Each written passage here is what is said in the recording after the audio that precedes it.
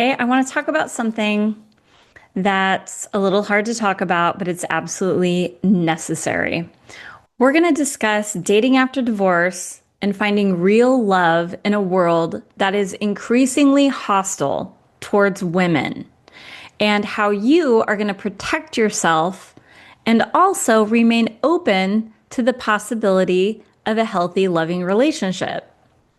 And here's what I know is true: you can find real love out there with a really good, high quality guy. I have that with Joe, and I promise you, you can do it, but you do need the roadmap to get there, especially in this environment. And I'm going to give you the roadmap today. But first, we're going to talk about something that has me completely outraged. Like, we're in this political environment and social environment that's very hostile towards women. Our rights are being stripped away, our bodies are being legislated, our voices are being silenced, and the statistics are horrifying. Almost worse than that, there is a shocking expose out there by an amazing reporter. She's the chief at CNN in France. I'm going to slaughter her name, Saskia Van Doorn. And she reported that she found men who are drugging, raping, and recording their wives without their wives' consent. Their wives are completely passed out because they drugged them and raped them and live streamed it. It gets worse, but let that sink in. These were not strangers. These were not random attackers. These were their husbands. In one instance, this man was crushing up his son's sleeping medication and putting it in his wife's evening tea. Like the person who gives you your evening tea, drugging you, and then raping you and live streaming it. There was one website that had over 20,000 of these videos alone. Okay? And these men are coaching other men how to do it and how to not get caught. And one of those websites had 62 million hits in 1 month. Now, I looked up some of the stuff and I see people saying, oh, it wasn't that many views. I didn't say views. It is 62 million hits, whatever that is, that maybe somebody's going back and they're like a repeat watcher. That's still a lot of people on one of these websites. And the 20,000 videos of women who trusted the man that was sleeping next to them, women who said, I do, and thought that they were safe in their own home. These women were violated in the most horrific way possible by someone who vowed to love them and protect them. And this is the world we're living in. And I'm not sharing this to scare you. I'm sharing this for your safety, because there are some obviously really bad men out there. Men who see women as objects to be used, controlled, and violated. Men who smile to your face and then secretly destroy your life when you're passed out. Men who have access to online communities that normalize and celebrate the abuse of women. Now, I can already hear men out there saying, but not all men. And a lot of women will say that too. And of course, you're right, not all men. But here's the problem. When you're standing in front of somebody on a first date or a 10th date, you're trying to decide whether or not you trust this person with your heart and your body and your life. How do you know what kind of man you're dealing with? Well, all that's true. What I also know to be true is that there are good men out there. There are men who love and respect women. There are men who see us as equals. There are men who are allies to women who would never dream of betraying your trust. There are men who show up to do the work and treat their partners with love and respect. There are men who are horrified by what these other bad men are doing and they are actively working to be better humans for themselves, right? The problem is most women don't have the tools or the skills to identify which is which. Men will show you who they really are. You just have to be paying attention to the right cues. And most of us weren't taught what those cues are. A lot of us were groomed as young girls to ignore our gut reaction, to give second chances, to believe a man's words over his actions, to believe the best in people. And also, we're told, don't be too picky, don't be too demanding. And all of that shitty conditioning is literally putting us women in danger. It's also keeping us stuck in relationships that drain us, or at worse, relationships that harm us. When I work with women in the Get Over Divorce Collective, one of the first things we do is rewire how women think about dating and relationships. Because most of us went into marriages with hope instead of standards. We saw potential instead of patterns. We overlooked red flags because we were taught that love conquers all. There's a difference between hope and standards. And hope sounds like he's going to change once we're married. He just needs someone to believe in him. He's been through a lot. He just needs love to heal him. He's usually not like this. The stress will pass and he'll go back to being the guy that I fell in love with. Hope is waiting for someone to become the person that you need them to be now. Hope is believing in potential instead of requiring proof. Hope is giving chance after chance after chance while your needs go unmet and your boundaries get violated. Standards are completely different. Standards sound like this. I will only be in a relationship with someone who respects my boundaries the first time I state them. I require someone who handles conflict with maturity and respect. I need someone whose actions consistently match their words over time, not just in the beginning. I will only invest in a relationship with someone who's actively working on their own growth and healing and not expecting me to fix them or tolerate them. Standards are non-negotiable requirements based on what you need to feel safe, respected, valued, heard.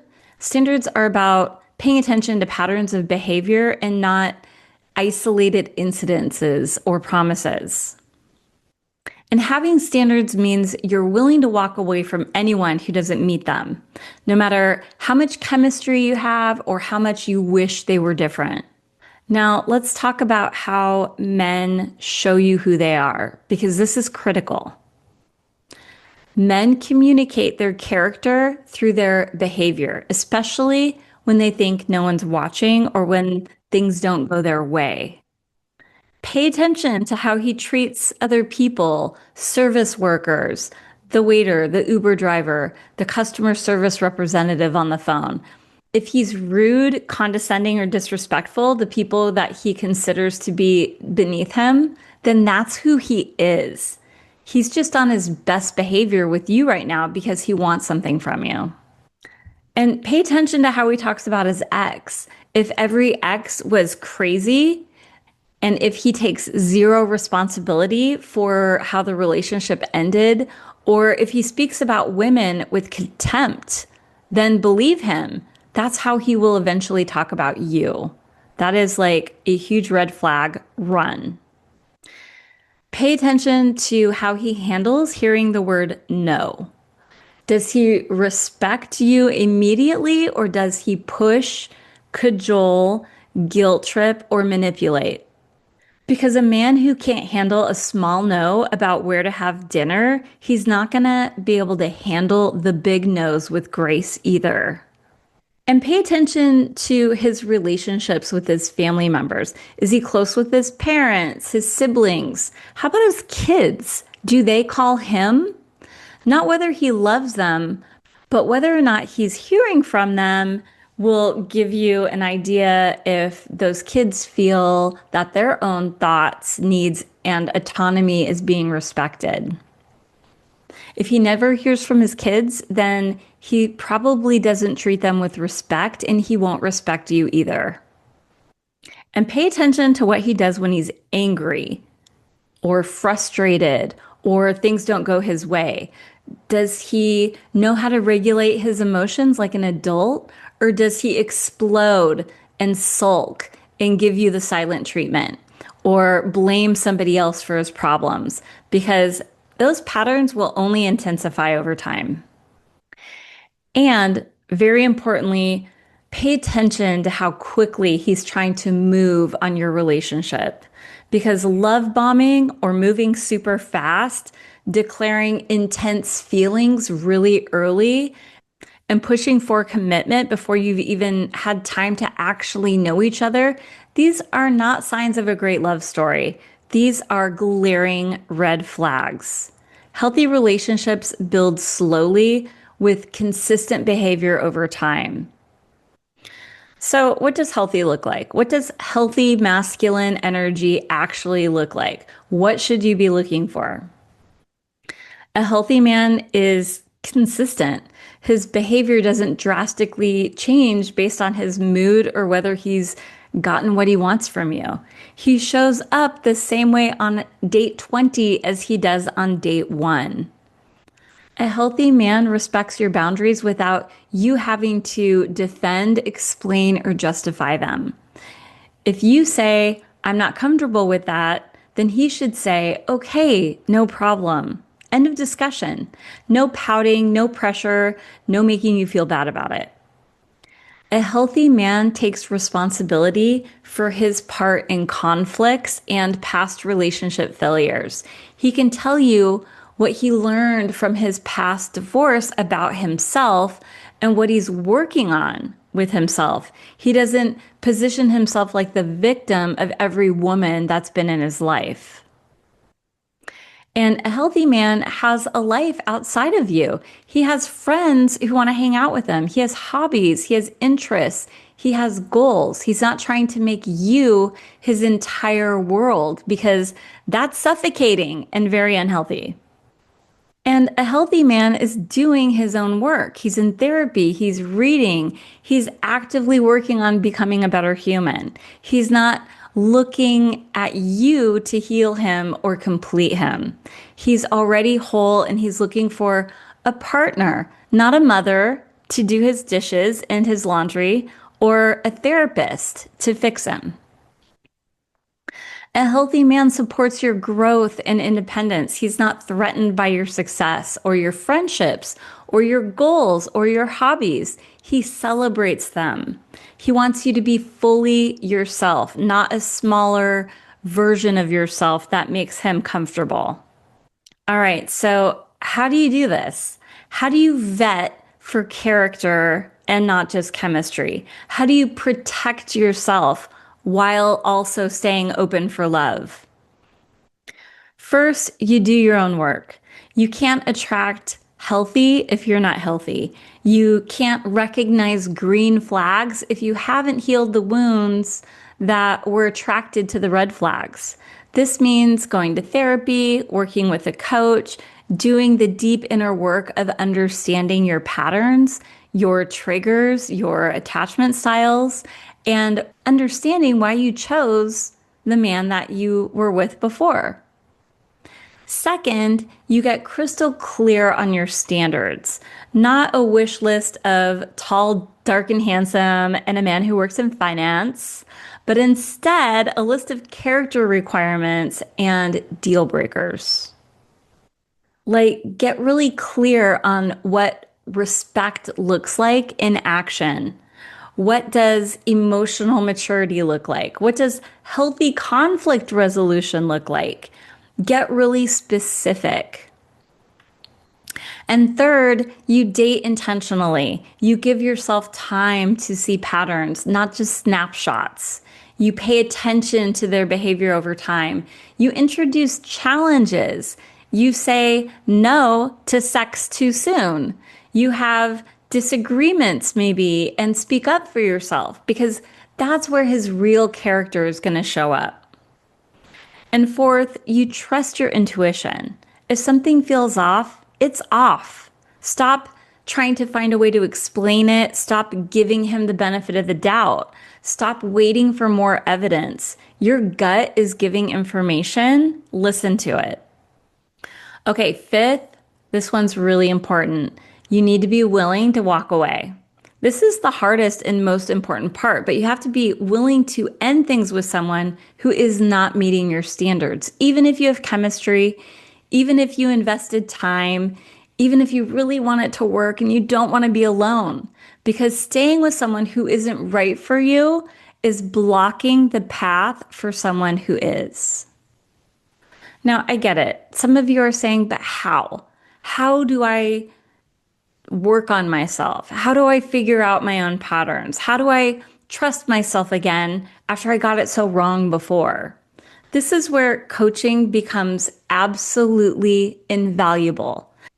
When I went through my own divorce, my greatest transformation came when I received coaching. And I was so ready for that change that it felt like it happened overnight. The power of coaching is immense. According to recent industry data, the global coaching market is valued at over $4 billion, and it continues to grow at double-digit rates annually. People are not investing billions of dollars into something that doesn't work. But here's why coaching is different than therapy and from reading books and from talking to your friends. Coaching actually gives you a roadmap. It gives you the tools. It gives you someone who sees your blind spots and helps you identify patterns of behavior that isn't working for you. It gives you accountability. It gives you a community of women who are on the same journey. You could spend years trying to figure this out on your own, reading books, watching TikTok videos, trying different approaches, or you could work with someone who already has the tools and the training and the roadmap to just get you there faster. Inside the Get Over Divorce Collective, we don't just work on healing from your divorce. We work on preparing you for what comes next. Now, if that includes love, wonderful. We help you understand why you chose who you chose before so you don't repeat that pattern. We help you develop skills to vet for character. We help you trust your intuition, to set and maintain boundaries, to recognize healthy versus unhealthy behaviors, even honing in on key language patterns that abusers use so that you can avoid them. We help you believe that real love is possible while also giving you the tools to protect yourself, because you can be open-hearted and discerning at the same time. You can believe in love while also having high standards, and it's okay to be too picky. I hate it when people say, "Oh, my friends say I'm too picky." You get to be too picky. You also get to be hopeful about your future while being realistic about this world that we're living in today. Real love is possible, but safety is essential. A partnership that respects you, values you, and supports your growth is possible. But first, you need to become the woman who will never settle for less. The Get Over Divorce Collective is where this transformation happens. If you want to learn more about how I can support you on this journey, you can go to getoverddivorce.com and get on the wait list today, because you deserve more than hope. You deserve standards.